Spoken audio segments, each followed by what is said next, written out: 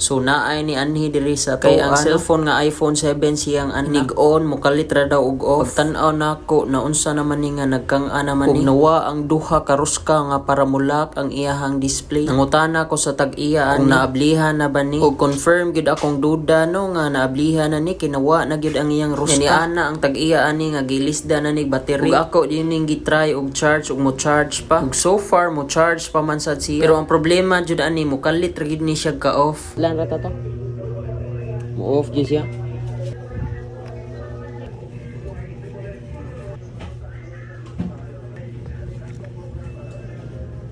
Pag-abli nako na surprise jud ko kay wala naman di ay nilak ang ihang mga konektor gibutangan na lang. So gitry na kog duot ang mga konektor diri kay base na nga luag ra ni. Maora jud di ay gihapon. Naka-decide ko nga ilisda ni og battery. Kani akong iilis high capacity og high quality. Mao nga model.